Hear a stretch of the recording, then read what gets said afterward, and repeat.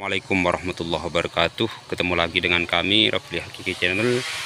Di edisi kali ini kita review di perkampungan saja, di halaman daerah rumah ini, di permukiman teman-teman. Di sini yang tidak nyampe 300 mdpl-nya. Jadi tutorial ini kita akan membuatkan sebuah tutorial yang mana di sebuah perkebunan kopi itu atau tanaman kopi ini kita harus bisa memilih dari suatu klon yang bisa bertahan dengan cuaca yang sangat ekstrim. Satu, yang kedua kalinya ketika ada di bawah pohon naungan sekalipun. Di hadapan kami kali ini ada batang kopi yang ada di bawah naungan sengon nih. Bisa dengan perhatikan nih sengonnya. Waduh, udah rimbun betul nih teman-teman. Dan kalau ada di bawah naungan nih, seger. Sudah, kita tidak usah bahas lagi tentang naungan. Yang jelas naungan ini kita butuhkan ketika ada di mdpl yang sangat rendah kayak di daerah kami. Yang ada di mdpl tertinggi jangan ikut-ikutan yang mdpl rendah ya. Supaya pakai yang mdpl tinggi jangan memakai naungan, itu aja. Yang mdpl rendah kita jangan coba-coba untuk menebang naungan ini. Di hadapan kami kali ini ada satu batang kopi yang biasa kami kembangkan dan yang biasa kami kirimkan kepada teman-teman sahabat petani kopi seluruh penjuru Indonesia. Ada klon hikmah yang biasa kami kirim. Seperti apakah klon ini ketika ada di bawah pohon sengon yang sangat rimbun seperti ini teman-teman? Mampukah dia berproduksi secara maksimal? Karena ini sangat krusial ketika kita memilih satu jenis atau suatu klon yang akan kita kembangkan ketika ada di bawah naungan. Tidak ada satupun naungan yang lebih rimbun ketimbang ini kayaknya ini teman-teman. Nih. Tapi ini bisa dengan perhatikan dari segi pembuahan ataupun dari pembungaan kemarinnya, alhamdulillah ini masih bagus teman-teman. Nih,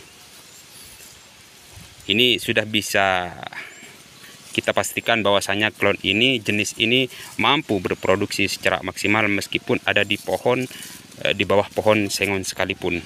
Nih, ini pun jadi tidak semua klon yang bisa berkembang baik ketika ada di bawah pohon sengon teman-teman. Nih, yang hikmah masih seperti ini.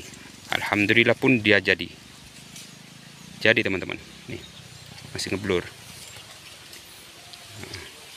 Ini bukan gosong kayak gini teman, karena ini kena karat daun kayaknya, karena ada terlalu lembab ini, cuacanya terlalu lembab. Tapi alhamdulillah masih jadi. Nih, bukan 1-2 pohon aja nih teman, ini sudah ada yang besar. Kita review ke semuanya bahwasanya klon ini mampu dikembangkan di daerah mdpl yang sangat tinggi, mdpl yang sangat rendah, dan ada di bawah pohon naungan sekalipun dia mampu. Yang menjadi pembeda itu cuma satu teman-teman. Yang menjadi pembeda itu ketika ada di bawah pohon naungan. Ini saya kira global, maksudnya di semua klon. Biasanya kalau ada di bawah pohon naungan yang terlalu rimbun kayak gini, itu jarak dompolan itu agak renggang. Itu wajar sudah. Di semua klon itu saya kira seperti itu. Kalau ada di bawah naungan biasanya ini agak renggang seperti ini. Andaikan ini ada yang full sinar matahari, ini nggak ada celah teman-teman, kayak di kebun saya itu nggak ada celah. Ini sama klonnya dengan di kebun saya itu sama. Cuman pembedanya yaitu ini ada di bawah pohon sengon. Yang penting ini bisa berproduksi. Meskipun ada di bawah pohon sengon bisa mampu berproduksi secara maksimal. Di sela-sela naungan kita tanami pohon kopi yang masih bisa kita harapkan nantinya. Ini mampu dia. Masih bagus ini. Inilah hikmah keunggulannya.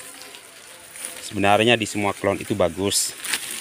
Semua klon itu bagus, tergantung dari perawatan kita masing-masing. Cuman yang menjadi rekomen untuk saya pribadi seperti ini hikmah. Jadi dalam satu dompol ini berapa biji? Gak mau saya hitung lah, percuma. Kalau ngitung-ngitung seperti itu kayaknya kita tidak pernah puas dengan pemberian yang di atas. Nih, bisa dengan perhatikan nih, masih tumbuh subur dia ketika ada di MDPL rendah dan ada di bawah pohon sengon.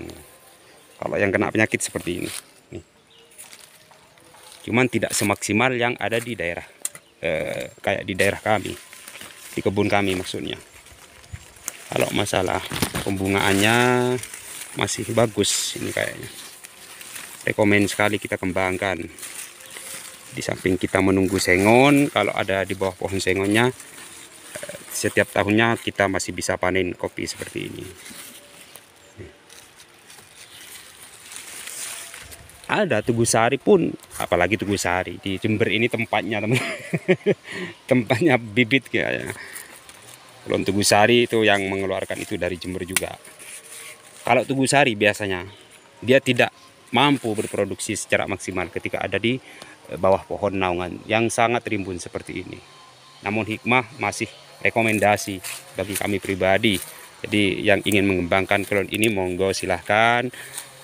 Mau klon apapun, tetapi kita harus bisa jeli dalam pemilihan klon ini ketika ada di bawah pohon sengon maupun di bawah pohon jati dan lain sebagainya. Ini sih. Alhamdulillah, meskipun kemarinnya ini kayaknya kemaraunya agak panjang teman-teman, tapi ketika ada di bawah naungan, alhamdulillah masih segar nih. Daunnya masih segar. Ini punya tetangga teman-teman. Kita review ke sini, punya tetangga. Dan bahan yang seperti ini, meskipun ini raja, kita buang dulu karena bukan saatnya ini untuk klon yang seperti ini kita pelihara bahan. Dia pun masih berlanjut pembungaannya ini kayaknya ini. Sebelum selesai juga. Dan ini pun belum dilakukan perantingan ataupun pemangkasan.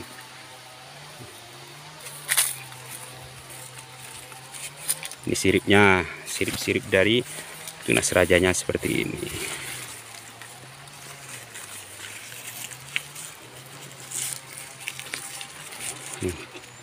Masih bagus dia.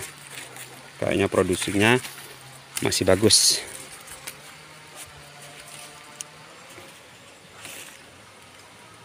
Nih,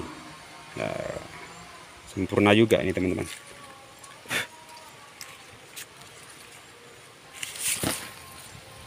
Tuh, nampak jelas masih hijau royo. Berbalik dengan di kebun kami, meskipun MDPL-nya lebih tinggi di kebun kami, tetapi di kebun kami itu ada naungannya, cuman tidak serapat yang ada di bawah pohon sengon kayak gini. Makanya jauh perbedaannya. Ini pun padahal ini udah ya mau dibilang dirawat ya nggak dirawat ini teman-teman. Ini bukan dipelihara kayaknya ini bahan-bahan yang seperti ini karena tumbuh sendirinya, orangnya kan masih awam dalam pemangkasan ataupun penyimpanan bahan. Tapi yang masih seperti ini alhamdulillah pun pembungaannya masih bisa dibilang 70%, insya Allah jadi. Rekomen ya kalau seperti ini. Sekian dari kami, kurang lebihnya saya mohon maaf. Sekali lagi jangan lupa like, komen, dan subscribe bagi channel kami. Sekian, assalamualaikum warahmatullahi wabarakatuh.